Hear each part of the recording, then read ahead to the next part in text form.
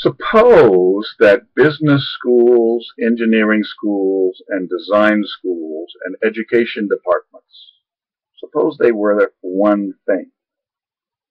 Suppose that education departments were as ruthless at teaching power and money management as business schools are. Suppose that business schools were as humane and compassionate about making every person in this firm a community and loved and cared for and deploying their full capabilities, not just investors making money. Suppose that design firms had the guts that businessmen had to throw millions of dollars out into the unknown and see whether it can be made to fly or not before some regulation or environment changes. Suppose that businessmen had, suppose that engineering departments had the courage to stand up to MBAs and overwhelm them with power tactics and budget control tactics. Suppose that engineers had the ability to get outside of how they were born in their initial factory settings of being afraid of emotion and bad at social relationships that education schools are about, that kind of liberation. Suppose that, I just like the interactions between these four departments. I just think they're all vastly, vastly more neurotic and weaker, and they're so into their own cultures. And you've got this sort of female, low pay, lack of power and control education victimhood that so permeates education departments. And except for the minority professors who have guts and have really overcome a lot, and those would make good business school professors if you look at the challenges they've overcome. And then I just like to take those minority heroes from education faculty and put them in a business school and show people what courage looks like in front of the classroom instead of economic equations. And then I'd like to put a designer in front of an education department to show that decisions and plans that are made in education are done so amateurishly, so incompetently, so sloppily, with so little love and imagination, and then get a designer to show you what turning this into something wonderful would look like, how you do that. I mean, and they do wonderful things, time after time, product after product, client after client. So they don't just do it once, and they could do it with educational institutions and schooling and curriculum and book design and e-learning systems and all that stuff badly needs what designers are great at. And then I think all four departments need studio courses as half of all their courses or more. If I became in charge of one, I would gradually move it. I'm realistic about resistance, and you got to keep the faculty who are already there satisfied and doing their jobs, because that variety has value whether they agree with Richard Green or not. And I've got to protect people from my own enthusiasms. But I'm old enough.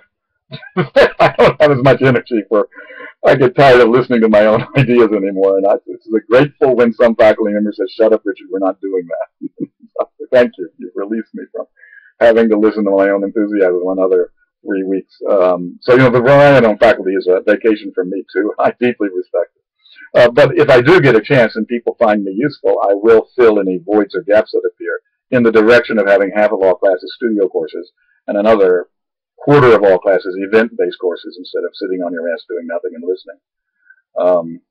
And I do like the power that studio courses give. If you do 300, I counted it up once, in 4 years of 2 studio courses a semester, you end up doing 300-400 every 2-week competitions with all the other students of public evaluation of why you lost or why you were the best in class. And that public evaluation and competitions of new materials and new design problems every 2 weeks for 4 years, man, that toughens you up to public evaluation, and man, that toughens you up to inventiveness. And they say it doesn't make you creative, it finds the creativity that's already in you. And boy, education schools really need to do that with teachers, and they don't. And they're so much into should and must and right, and this is right, and this is politically needed, and justice. And but it doesn't work, y'all. It doesn't work. It doesn't work. It doesn't work. It's ineffective, and they've tried it for 50 years and it still hasn't worked.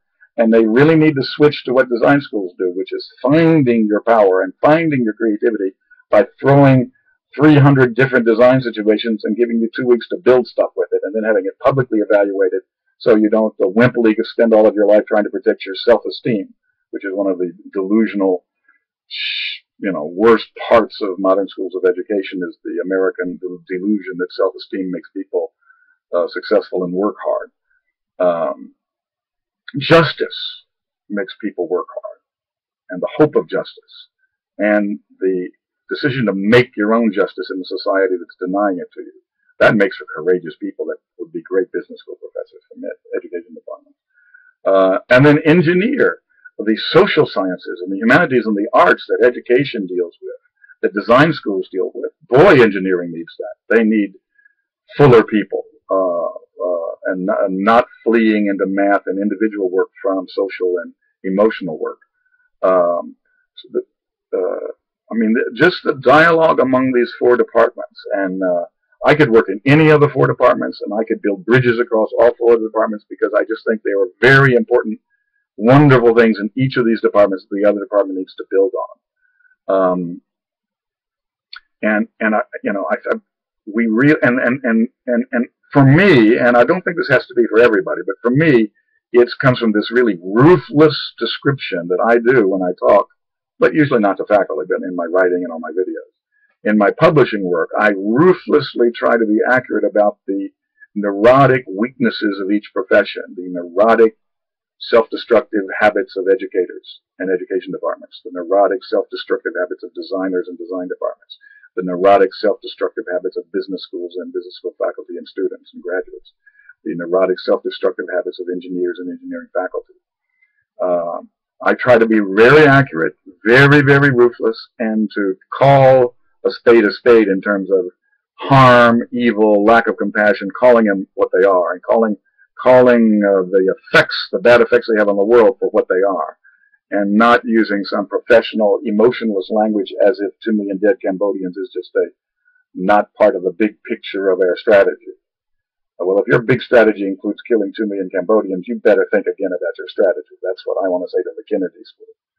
And if you don't tell the Kennedy School that they are killing people like that, they'll do it again, and they have been doing it consistently, and we need to tell them to stop.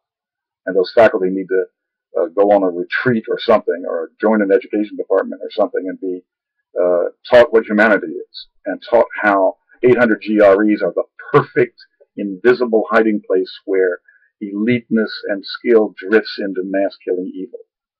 Just exactly the same way it happened in Germany from Bismarck to World War II. It's happening in America, led by those top, elite, prestigious universities.